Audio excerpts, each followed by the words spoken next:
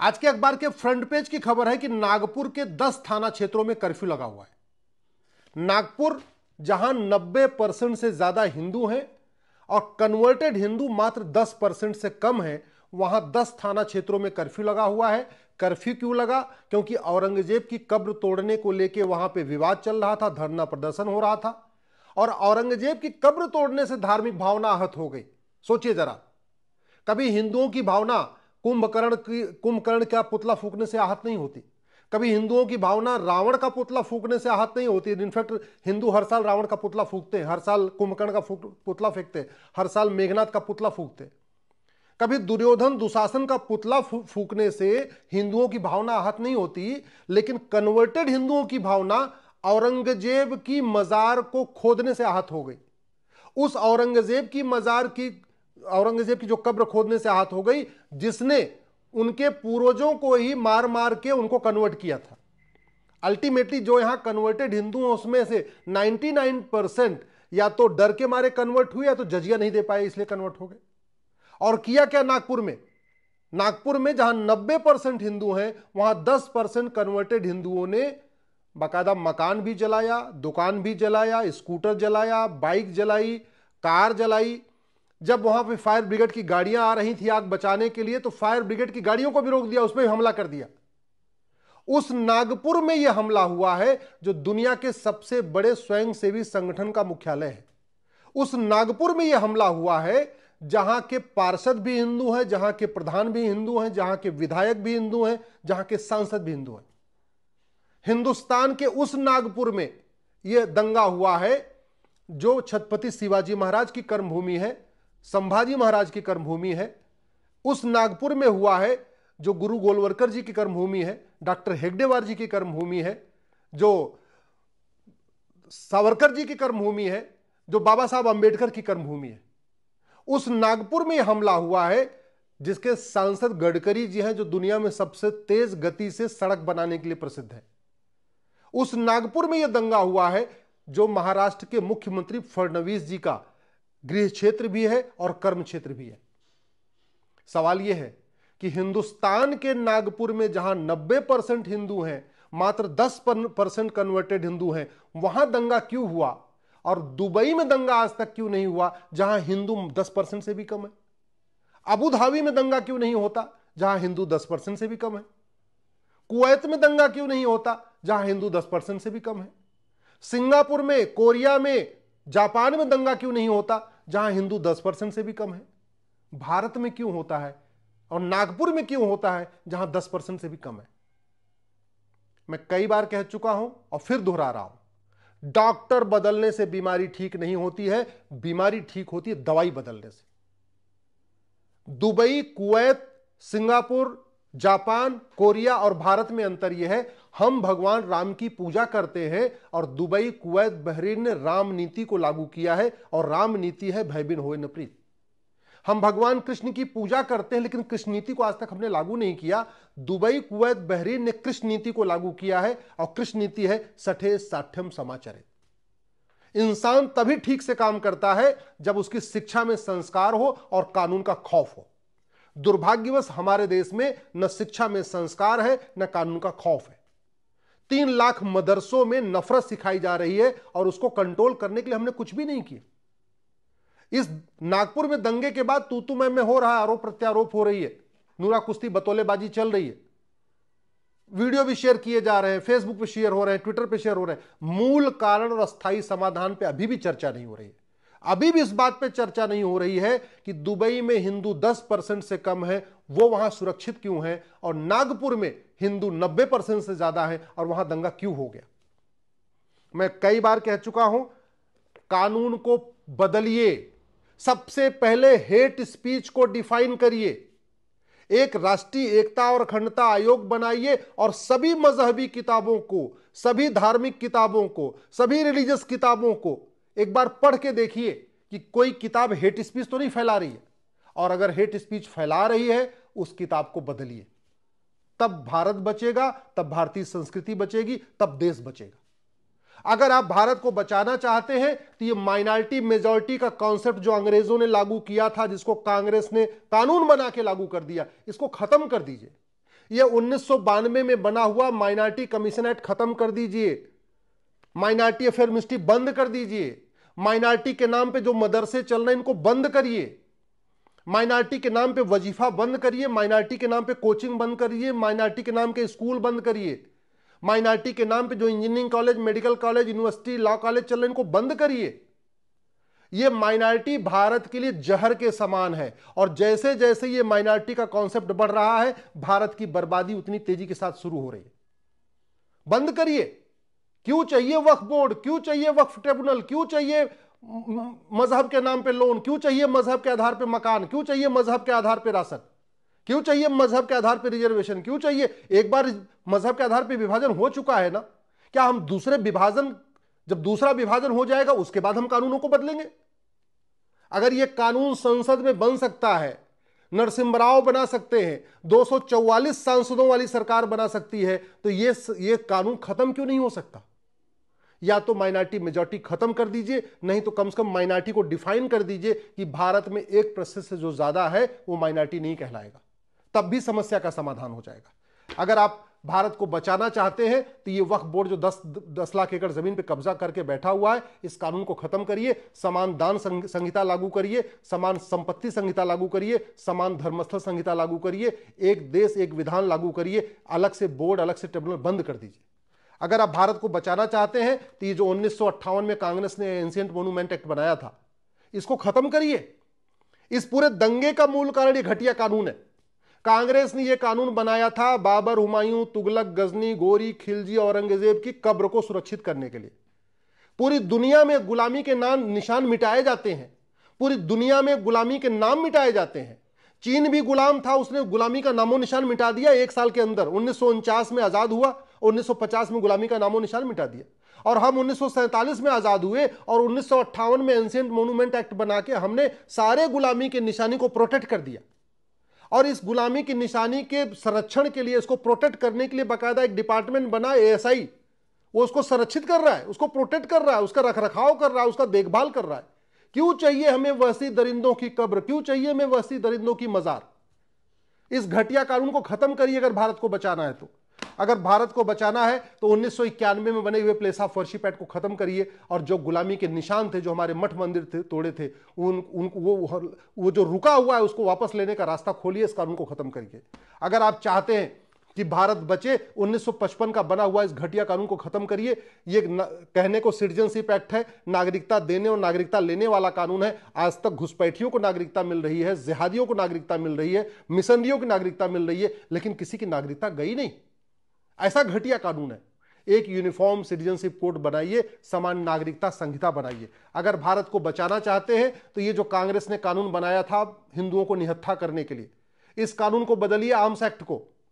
पहले अंग्रेजों ने कानून बनाया था आर्म्स एक्ट, और अंग्रेजों को हिंदुओं को निहत्था करने के लिए, और उसी कानून को कॉपी पेस्ट करके अंग्रेजों ने यह कानून बना दिया 1959 आर्म्स एक्ट। इस घटिया कानून के कारण हिंदू नवरात्रे में तलवार लेके शोभा यात्रा नहीं निकाल पाते। शिवरात्रि पे शंकर जी की शोभा यात्रा निकालते हैं, लेकिन त्रिशूल लेके नहीं चल पाते। इस घटिया कानून के कारण हनुमान जी की शोभा यात्रा निकलती है हनुमान जयंती पे, लेकिन हिंदू गदा लेके नहीं चलते डर के मारे। इस घटिया कानून के कारण परशुराम जयंती पे हिंदू अपना परसा लेके नहीं चल पाते। इस घटिया कानून के कारण हिंदू निहत्थे हो चुके हैं। इस घटिया कानून को बदलिए, और कम से कम हिंदुओं के जो हमारे देवता हैं, उन देवताओं के पास जो शस्त्र है उसको रखने की इजाजत दीजिए। भगवान गणेश का जो मुख्य शस्त्र था वो कुल्हाड़ी था, लेकिन इस घटिया कानून के कारण हिंदू जब शोभा यात्रा निकलते हैं गणेश जी की तो वो कुल्हाड़ी लेके नहीं चलते। भगवान परशुराम का मुख्य शस्त्र फरसा है, गणासा है, लेकिन हिंदू लेके नहीं चल पाते। शिवरात्रि पे शिवयात्रा निकलती है, लेकिन जो भगवान शंकर का मुख्य शस्त्र है त्रिशूल, उसको लेके हिंदू नहीं चलते। कम से कम हिंदुओं को त्रिशूल रखने, तलवार रखने, गदा रखने, भाला रखने और कुल्हाड़ी रखने की परमिशन दीजिए। इस कानून को बदलिए। यह कानून केवल और केवल हिंदुओं को निहत्था करने के लिए बनाया था। अगर आप भारत को बचाना चाहते हैं तो जो घटिया कानून है 1946 का बना हुआ फॉरेनर एक्ट, इसको खत्म करिए। घुसपैठियों और उनके मददगारों की 100% संपत्ति जब्त करने, नागरिकता खत्म करने, उनका आजीवन कारावास, फांसी देने के लिए कानून बनाइए। 6 करोड़ घुसपैठिए भारत में बैठे हुए हैं, और जिस दिन वो सड़क पे निकलेंगे पूरे भारत को बर्बाद करके रख देंगे। अगर भारत को बचाना चाहते हैं 1861 का ये पुलिस एक्ट बदलिए, भारत में one nation one police code लागू करिए। क्या कारण है कि यूपी में तो पुलिस बुलडोजर लेके चलती है, लेकिन महाराष्ट्र में बुलडोजर नहीं चला, केरल में बुलडोजर कभी नहीं चलता, बंगाल में बुलडोजर कभी चलेगा ही नहीं? क्यों? कानून एक होना चाहिए। पूरे देश की पुलिस स्वतंत्र और निष्पक्ष होकर जिहादियों पे टूट पड़े, पूरे देश की पुलिस स्वतंत्र और निष्पक्ष होकर अपराधियों पे टूट पड़े, दंगाइयों पे टूट पड़े। वो तभी होगा जब 1861 का पुलिस एक्ट बदलेगा, एक नया one nation one police code बनेगा, यूनिफॉर्म पुलिस कोड। कहने को ये नेशनल सिक्योरिटी एक्ट है, लेकिन राष्ट्रीय सुरक्षा के लिए क्या क्या खतरा है इसमें लिखा ही नहीं है। इसलिए न लव जिहाद वालों पे एनसे लगता है, न धर्मांतरण कराने वालों पे एनसे लगता है, न घुसपैठियों पे एनसे लगता है, न जिहादियों पे एनसे लगता है, न दंगाइयों पे एनसे लगता है। मिसयूज हो रहा है। हाँ, मनीष कश्यप अगर एक वीडियो बना देंगे तो एनसे लग जाएगा, लेकिन यहां पे जो दंगा कर रहे हैं उन पे एनसे नहीं लग रहा है। नागपुर में भी नहीं लगा। नागपुर में इतने दंगे हो चुकी, इतना घर जला दिया, मकान जला दिया, कारें जला दिया, किसी दंगाई पे एनसे नहीं लगा। क्यों? क्योंकि हमने इसमें राष्ट्रीय सुरक्षा के लिए क्या क्या खतरा हमने डिफाइन ही नहीं किया है। कहने को अनलॉफुल एक्टिविटी है, दंगा करना अनलॉफुल एक्टिविटी है, घुसपैठ अनलॉफुल एक्टिविटी है, धर्मांतरण अनलॉफुल एक्टिविटी है, जिहाद करना अनलॉफुल एक्टिविटी है। लेकिन अनलॉफुल एक्टिविटी क्या है हमने इस कानून में डिफाइन ही नहीं किया। तो कहीं कहीं पुलिस लगाती है यूएपीए, कहीं कहीं नहीं लगाती। इसलिए कहता हूं घटिया कानूनों को बदलिए। ये भारतीय न्याय संहिता है, इसमें एक चैप्टर डालिए ऑफेंस रिलेटिंग टू इन्फिल्ट्रेशन, एक चैप्टर डालिए ऑफेंस रिलेटिंग टू कन्वर्जन, एक चैप्टर डालिए ऑफेंस रिलेटिंग टू लव जिहाद, एक चैप्टर डालिए ऑफेंस रिलेटिंग टू लैंड जिहाद। इस कानून को बदलना पड़ेगा। भारत को बचाना है, भारत की संस्कृति को बचाना है तो सठे साठ्यम समाचरेत भय बिन होय न प्रीत सिद्धांत लागू करना पड़ेगा। और वो तभी होगा जब one nation one penal code होगा, one nation one police code होगा, one nation one judicial code होगा, वन नेशन एडमिनिस्ट्रेटिव कोड होगा, और झूठ बोलना गंभीर अपराध होगा, झूठी गवाही देना गंभीर अपराध होगा। नागपुर में जो दंगा हुआ है ना, चलेगा 20-50 साल तक चलता रहेगा। क्यों? क्योंकि दंगाई झूठे गवाह लाके खड़े करते रहेंगे। और झूठी गवाही क्यों होगी? क्योंकि झूठ बोलना अपराध नहीं है, झूठी गवाही देना अपराध नहीं। हो सकता है इसमें बहुत सारे ऐसे भी हैं जिनके पास तगड़ा पैसा आ जाए, बाहर से फंडिंग आ जाए और पुलिस को सेटिंग करके उसमें जांच में से बाहर निकल जाए। और वो क्यों निकल जाएंगे? क्योंकि झूठी जांच करना भी गंभीर अपराध नहीं है, कोई जिम्मेदारी नहीं है। अगर इस भारत को बचाना चाहते हैं तो नार्को पॉलीग्राफ ब्रेन मैपिंग कानून बनाइए। अगर नार्को पॉलीग्राफ ब्रेन मैपिंग हो, ये जो 50 दंगाई पकड़े गए हैं नागपुर में, इनका टेस्ट कर लिया जाए तो पता चलेगा इनको भड़काया किसने, झूठी अफवाह फैलाई किसने, उन पे भी कार्रवाई हो। और नार्को पॉलीग्राफ ब्रेन मैपिंग कानून बन जाएगा तो जज फिर तारीख पे तारीख नहीं पड़ेगी, गवाहों के बयान के लिए बार बार डेट नहीं पड़ेगी। जज साहब सीधे टेस्ट की रिपोर्ट देखेंगे, नार्को पॉलीग्राफ ब्रेन मैपिंग की रिपोर्ट देखेंगे, सीधे अपना फैसला सुना देंगे। लेकिन उसके लिए कानून बदलना पड़ेगा। अगर आप भारत को बचाना चाहते हैं 1951 का 1951 का एक घटिया कानून बदलिए। दंगा रोकना चाहते हैं, जिहाद रोकना चाहते हैं, मजहबी उन्माद रोकना चाहते हैं, कठोर कानून बनाना चाहते हैं, ये रिप्रेजेंटेशन ऑफ पीपल एक्ट बदलिए। इसी के कारण घटिया गुंडे, बदमाश, माफिया, जासूसी करने वाले, जिहाद करने वाले पार्षद बन रहे हैं, प्रधान बन रहे हैं, विधायक बन रहे हैं, सांसद बन रहे हैं। इस घटिया कानून को बदलिए 1951 का, अगर देश बचाना है तो। अगर भारत को संस्कृति की रक्षा करना है, सबसे पहले राइट टू एजुकेशन एक्ट को, राइट टू इक्वल एजुकेशन लागू करिए। आखिर क्या कारण है कि जो भारत में रहते हैं उनको औरंगजेब से प्यार है, उनको खिलजी से प्यार है, उनको बाबर, हुमायूं, तुगलक, गजनी, गोरी से प्यार है। वो रहते भारत में हैं, काम करते भारत में हैं, खाते भारत में हैं, मकान भारत में बनाते हैं, लेकिन उनको भारत के त्योहारों से नफरत है, भारत के देवी देवताओं से नफरत है। क्यों? क्योंकि मदरसों में यही सब सिखाया जाता है। समाधान यह है, समान शिक्षा लागू करिए। 10वीं तक कोई मदरसा नहीं, कोई मिशनरी स्कूल नहीं, पूरे देश के बच्चे एक किताब पढ़ेंगे, सब अपनी अपनी मातृभाषा में पढ़ेंगे, लेकिन सिलेबस करिकुलम एक समान होगा। वैदिक शिक्षा व्यवस्था लागू करिए अगर देश को बचाना है, नहीं तो ये मदरसे बर्बाद कर देंगे भारत को, मिशनरी स्कूल भारत को बर्बाद कर देंगे। भारत को बचाना है तो ये जो 30 कानून चल रहा है मजहब के आधार पर, इनको खत्म करिए। एक यूनिफॉर्म सिविल कोड लागू करिए, एक पति एक पत्नी का नियम लागू करिए। ये जो लैंड जिहाद चल रहा है इसको रोकना है। ये 1908 का सिविल प्रोसीजर कोड खत्म करिए, प्रॉपर्टी को आधार से लिंक करने के लिए कानून बनाइए और एक नया सिविल प्रोसीजर कोड बनाइए जिससे मुकदमों का फैसला जल्दी जल्दी हो जाए। नागपुर में जिस स्थान पे गुरु गोलवलकर जी ने प्रतिज्ञा लिया था हिंदू राष्ट्र स्थापित करने की, वहां पे जिहादियों ने कब्जा कर लिया है, दरगाह कमेटी ने वहां कब्जा कर लिया नागपुर में। और कितनी बार सरकारें बनी, आई गई, लेकिन उस स्थान को नहीं छुड़ा पाए जहां गुरु हेगड़े, डॉक्टर हेगडेवार जी ने प्रतिज्ञा लिया था हिंदू राष्ट्र स्थापित करने के लिए। सोचिए, तो वो जमीन क्यों? क्योंकि 1908 का सिविल प्रोसीजर कोड चल रहा है, मुकदमा चलेगा, 50 साल 60 साल चलता रहेगा। भारत को बचाना है तो ये एनडीपीएस एक्ट बदलिए। ड्रग्स जिहाद के कारण हिंदू नपुंसक हो रहे हैं, हिंदू लड़कियां बाज हो रही हैं, और ड्रग्स जिहाद का पूरा कारोबार कौन करता है सबको पता है। ये ड्रग्स जिहाद के जरिए जो पैसा आ रहा है वो सारा भारत की बर्बादी के लिए काम आ रहा है। ड्रग्स जिहाद जिससे जो पैसा आ रहा है उसी से बड़े बड़े वकील खड़े हो जाते हैं हाई कोर्ट और सुप्रीम कोर्ट में। इसको खत्म करना पड़ेगा। ये कालाधन की फंडिंग हो रही है लगातार भारत को बर्बाद करने के लिए। क्यों? क्योंकि हमारा कालाधन विरोधी कानून महाघटिया है।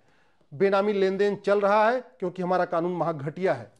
प्रिवेंशन ऑफ करप्शन एक्ट महाघटिया है। घूसखोरी का मूल, जो घुसपैठ का मूल कारण घूसखोरी है, और उसका घूसखोरी का मूल कारण ये घटिया कानून है प्रिवेंशन ऑफ करप्शन एक्ट।